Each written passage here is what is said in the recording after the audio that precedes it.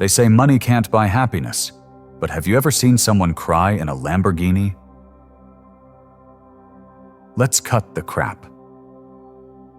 You don't want peace. You want power disguised as peace. You don't want healing. You want luxury loud enough to drown the pain. You want the kind of money that makes people respect you, not the kind that just pays bills. Let's stop pretending. If money couldn't solve everything, why are you still losing sleep over it? You say you want happiness? But happiness doesn't come with a 3-bedroom, sea view, lease-to-own plan. Happiness doesn't wear Rolex, but you sure think it ticks like one. So here's the truth you don't want to hear. Maybe your suffering isn't spiritual. Maybe you're just broke. And that's why this piece is for you, to peel back the layers of what money really solves and what it never will. That line gets laughs or silence because deep down we've all thought it, maybe not in those exact words, but in late-night whispers and private prayers. If I just had more money, things would be okay. Let's be honest. Money doesn't just talk, it screams opportunity. It buys the medicine your father couldn't afford. It covers the therapy your mother never had. It opens doors that were welded shut for generations. It's the plane ticket out, the lawyer in court, the silence in your DMs when rent's due and you don't have to ask. Money makes things move. It's power, wrapped in numbers. And that's why some people worship it. Because in a world where everything has a price, money feels like the one language that everyone speaks. So yeah, it solves things. It solves problems, bills, time, stress, and most of all, options. But here's where the truth gets twisted. Because if money solves problems, we start thinking it solves everything. Loneliness? Buy a night out. Insecurity? Buy the fit, the fillers, the followers. Depression? Disguise it in vacations, drown it in champagne, fake the smile, flex the watch, feed the algorithm.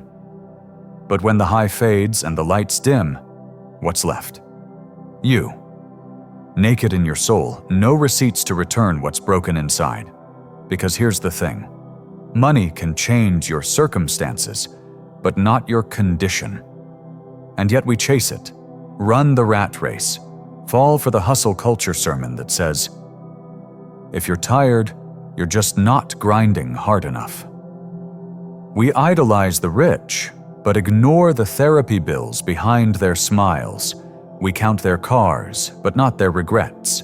We quote billionaires like prophets, forgetting some of them would trade everything for a second chance at peace. And the trap? The more you have, the more you fear losing. Now you're not free. You're owned by what you thought would save you. I've seen people sell their joy for a raise, marry for status, stay in jobs that kill them softly just to keep the check coming. We glorify the grind, but we never read the fine print. Side effects may include isolation, burnout, broken values, forgotten dreams.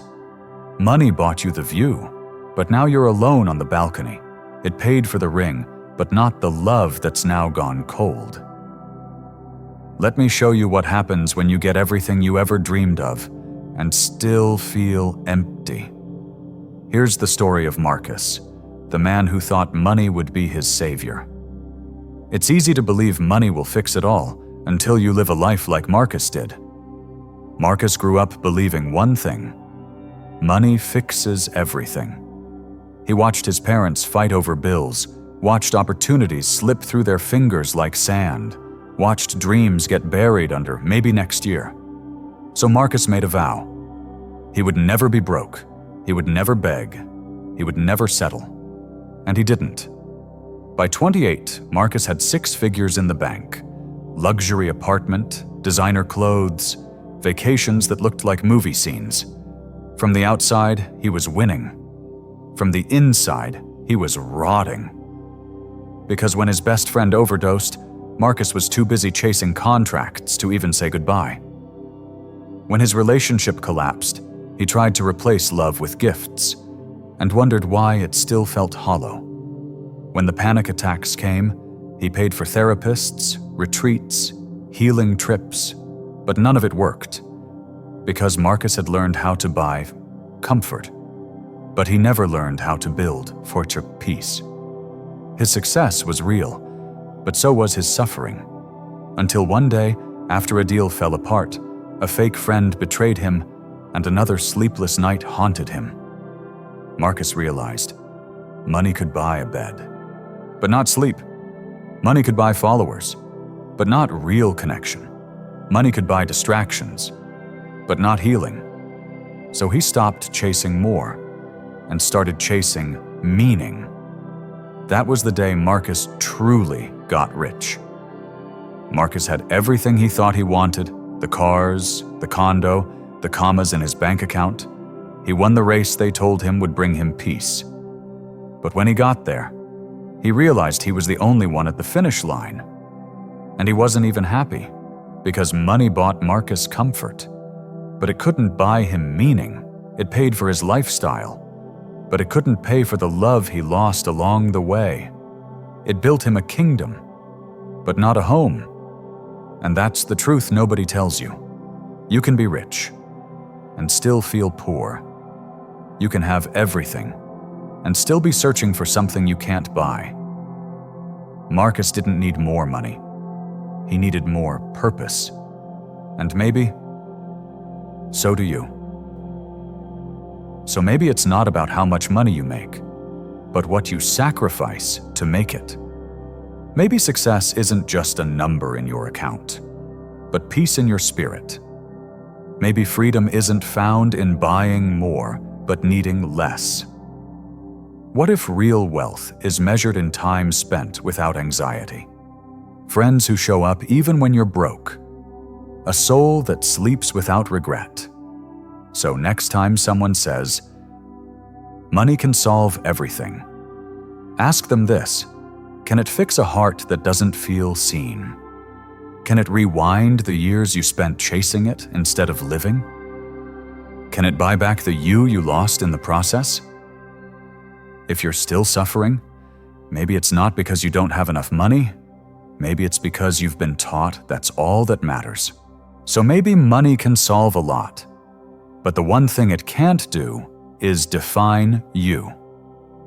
Don't chase paper so hard you forget your purpose. Don't climb the ladder just to find it's leaning on the wrong wall. Stack your wealth, but build your peace. Secure the bag, but don't lose your soul in it, because the real flex, waking up every day free. Free from fear, free from pretending, free from the lie that your worth has a price tag. And if this hit you, even a little, if something in your chest said, "Damn, this was for me," then do one thing. Like this video.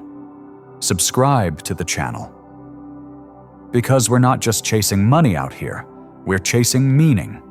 And this is just the beginning.